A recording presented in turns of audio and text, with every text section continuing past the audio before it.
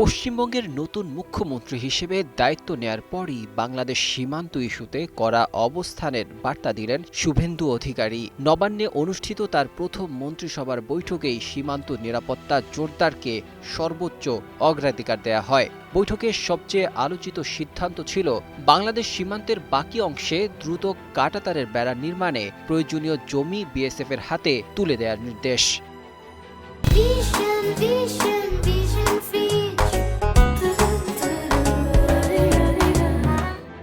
মুখ্যমন্ত্রী স্পষ্টভাবে জানিয়েছেন, আগামী ৪৫ দিনের মধ্যে সীমান্ত এলাকায় যেসব জমি এখনও হস্তান্তর হয়নি সেগুলো প্রক্রিয়া সম্পন্ন করতে হবে। এই দায়িত্ব দেয়া হয়েছে ভূমি ও রাজস্ব দফতরের সচিব এবং মুখ্য সচিবকে। সরকারের দাবি, সীমান্ত এলাকায় অবৈধ অনুপ্রবেশ, চোরাচালান এবং নিরাপত্তা ঝুঁকি মোকাবেলায় এই পদক্ষেপ জরুরি হয়ে উঠেছে।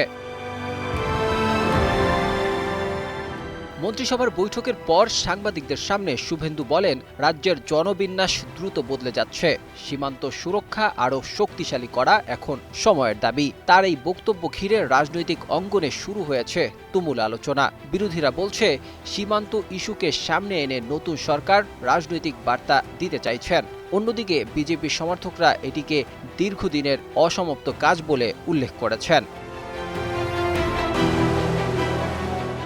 নির্বাচনী প্রচারণার সময় থেকেই বিজেপি নেতৃত্ব দাবি করে আসছিল, পশ্চিমবঙ্গে ক্ষমতায় এলে বাংলাদেশ সীমান্তের প্রতিটি ঝুঁকিপূর্ণ অংশে কাঁটাতারের বেড়া সম্পন্ন করা হবে। এবার ক্ষমতায় এসেই সেই প্রতিশ্রুতি বাস্তবায়নের পথে হাঁটছেন নতুন সরকার। সীমান্তবর্তী নদীপথে নজরদারি বাড়ানো, জলপথে বিশেষ টহল ব্যবস্থা চালু এবং প্রযুক্তি নির্ভর পর্যবেক্ষণ ব্যবস্থাও আলোচনায় রয়েছে।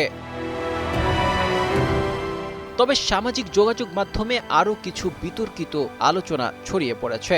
সীমান্তবর্তী জলাভূমি বা নদীপথে কুমির, সাপ কিংবা ব্যাঙ ছাড়ার মতো অদ্ভুত ধারণাও নিয়ে নানা পোস্ট ভাইরাল হয়েছে ইতিমধ্যে। যদিও ভারত সরকারের কোনো কর্মকর্তা বা মন্ত্রীর পক্ষ থেকে এসব বিষয়ে আনুষ্ঠানিক কোনো বক্তব্য এখনো পাওয়া যায়নি। বিশ্লেষকদের মতে, এসব গুজব বা অতিরঞ্জিত প্রচারণা সীমান্ত ইস্যুকে আরও উত্তপ্ত করে তুলতে পারে।